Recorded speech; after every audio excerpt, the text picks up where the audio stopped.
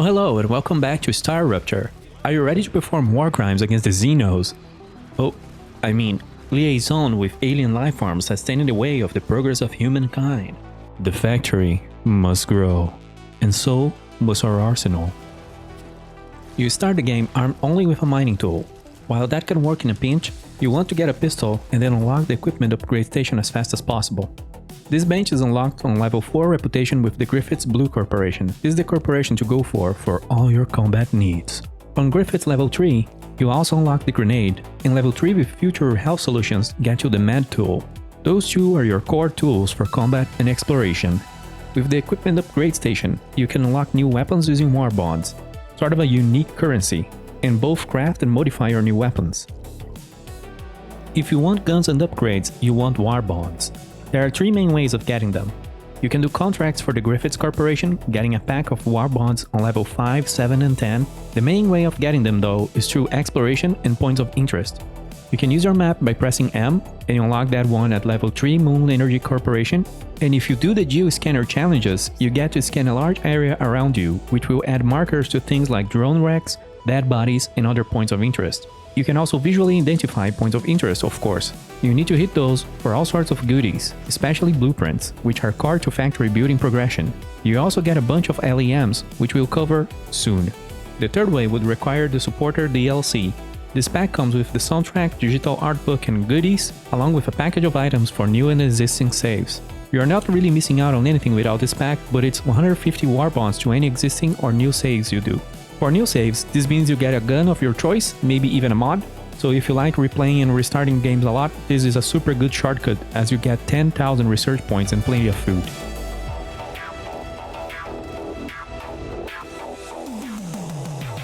Combat here is all about movement. Here are the movement tags available to you. You can jump twice to do a double jump. You can press Ctrl to do a power slide. And you can press Alt to do a dash. This dash took me at least 10 hours to realize it even existed. You can see the button for it on the pause menu. Since we're talking controls, you can press and hold Q to holster your weapon, and press F1 to disable the HUD for a more cinematic view. About the grenade and Medtool, don't pause up on those. Those two are basically skills that regenerate when you gather plants or kill enemies. A good nade can save you many minutes of thinning the hurts, and the Medtool is a free heal that can actually save you during tricky situations. Press G for the grenade and H for the Medtool. Limbic Enhancement Membranes, or L.E.M.s, or L.E.M.s, are upgrades you apply to your character. The higher your character's skill level on movement, combat or survival, the more slots you unlock for L.E.M.s. You level these up naturally in the game, by things you do all the time like jumping, dashing, murdering locals, and surviving ruptures. You change up L.E.M.s via the L.E.M. station, unlocked on level 4 of the Future Health Solutions, for all your solution needs. No wait. L.E.M.s are a matter of preference. Use the best ones that suit your playstyle. For me, everything that boosts stamina regen and lower cost of movement tags are a must. For combat, I run with the lowest possible shield delay, lower reload speed or higher shields, and recently I found a strange L.E.M. that increases item drop chance by 24%, which I have no idea what it actually does. There's also L.E.M.s that improve the mining tool damage and cooldown, in case you want to go meteorite heart hunting. If you wonder if L.E.M.s stack, from my very unreliable and limited testing, it seems only flat bonuses stack, like extra shield points. Percentage bonuses appear to apply only the highest bonus between 2 L.E.M.s. Feel free to inform me on the comments below if you got more juicy info. Tasty! Now for some combat tips, I just say to move around a lot, as this gives your shield time to regenerate. Use your dashes to dodge all sorts of attacks, and dash backwards or while strafing to keep firing while evading most hits. This playstyle can be strongly buffed with movement L.E.M.s and the shield recharge delay combat L.E.M. Pretty sure you can just stack shields and sit comfortably with a well-modded LMG though, in case you want to run with that. Prioritize the blue boomers, as they leave a cloud that infects you. While the infection bar is filled up, your shields cannot regenerate, and you could easily die from 1,000 little cuts. There's also some sort of buff effect that the infection cloud applies to enemies, making them turbo fast. It's a good idea to hit boomers when they are far, or to lure the herd away from the infection cloud. After those, I'd say to hit the small vermin and normal vermin, the LMG is great for that. On the early game, you can also use the mining tool to kill hordes of small vermin instead of using the pistol. At last, I'd go for spitters and flingers. I call them the mortar dudes. A squad of spitters and mortar dudes can really pin you down and suppress your shields, and they usually stick to the backlines of attacks. Since we can move fast, flanking and cleaning them up is worth it when things are getting a little out of hand. Of course, there's also the Goliath.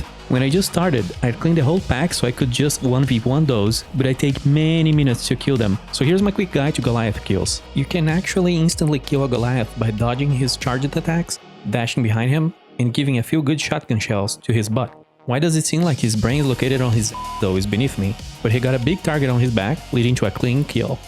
Sorry for the low quality VOD footage there. I ran around for an hour in my main save, I couldn't find one. Here, have a better quality clip where I killed a Goliath with a pistol on a brand new character by using this strat. Trying to do the same using the mining tool during a rupture wasn't exactly successful, but I'm pretty sure it's doable. In case you get caught by surprise or the horde is too much, you can bait the Goliath into charging over his own hive, turning him basically into a free grenade. Let's have a look at the currently available weapons now. You start the game with only the mining tool, the harvester. This really is just a mining tool, and this footage shows you how it handles with both a damage and cooldown upgrade. It's not much.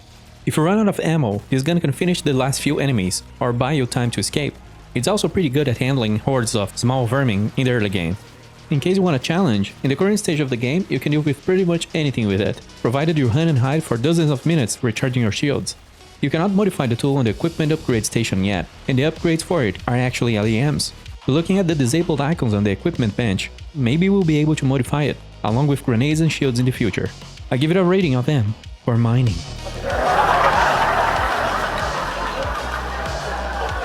The pistol is the first gun you unlock and the only one you are given for free after unlocking. All other guns will require Warbonds.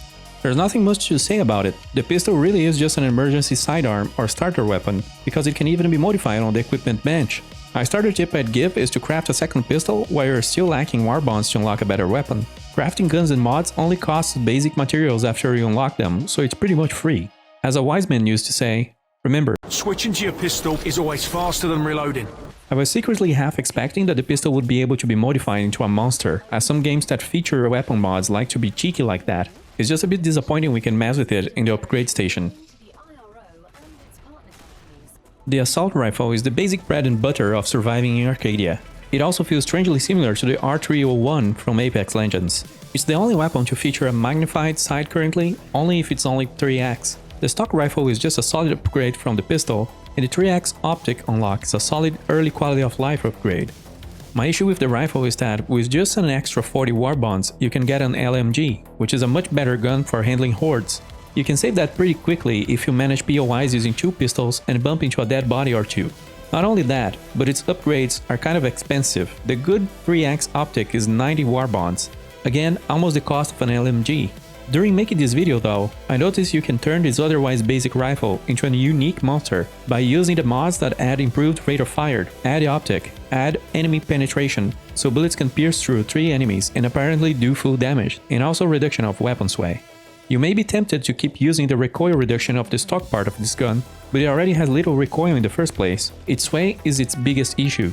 This makes the assault rifle into a weird mix of an AR, carbine, and SMG that it clearly wants to be. It deletes anything in its path, even though it keeps requiring reloads.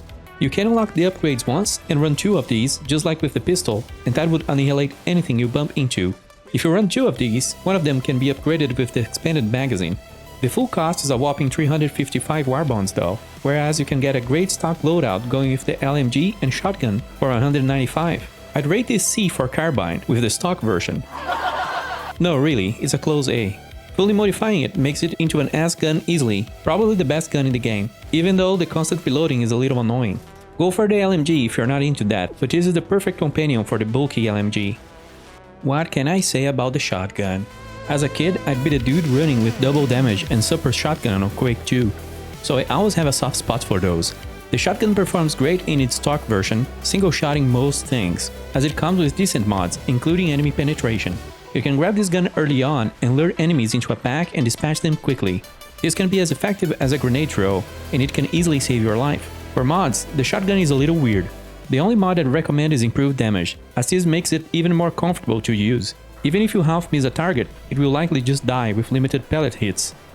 This might be a good time to say that the shotgun is actually hand-loaded. I know, but give it a chance, maybe you like it. With different combinations, you can attempt to build it as a more accurate, longer-range slug shotgun, or increase spread intentionally to keep it as a wave clearer. The problem is that the wide shot mod conflicts with the enemy penetration mod, so I feel like the shotgun really needs more upgrade options or variety in order to shine. I warn you that the ammo reserve mod is a huge meme though, as it only increases magazine size by 2 shells. The LMG has a stock mod that raises clip size by 51 bullets, so this mod here is just bad. Note that the lore indicates that this is a cheap upgrade that is expensive just due to corporate patents. Props to the devs for trolling the players, accidentally or not. I've also tested the wide pellet mod and I think it's just bad. So I'd rate this an S for shotgun. Nah, I'd give it an A in stock, as it's a super cheap and effective option, going for only 85 Warbonds, plus 105 for the damage mod, 190 for a low-ass gun if you build it correctly. This gun feels very adequate for the situation in this planet. The M175 Grim can deal with any situation, provided you've brought enough bullets. The LMG also looks good and sounds amazing. It's a shame it feels like it deals less damage than it should for the potential thick caliber it bears and sounding like it was made to be fired at aircraft. My problems with the LMG is that just like the shotgun, you can spend a lot on it and build it incorrectly, and the mods that actually improve the gun aren't really exciting or cool. This gun really suffers from vertical recoil, but horizontal recoil and weapon sway isn't really that bad in the stock version. Everything else is just good. Without pulling the mouse down, the gun will just point to the sky. Controlling burst and recoil will net you an okay gun, but I personally dislike running weapons like these. Whirling look though, you can mod it and focus on both vertical recoil and recoil reduction and it will perform super well. You should also keep the stock mod, increased magazine capacity, otherwise I just use the AR. Bursts become controllable by pulling the mouse down very slightly and you can fire a whole clip accurately enough. The mods to make this great are the uplift dampener on the first slot and the rear force dampener on the third slot.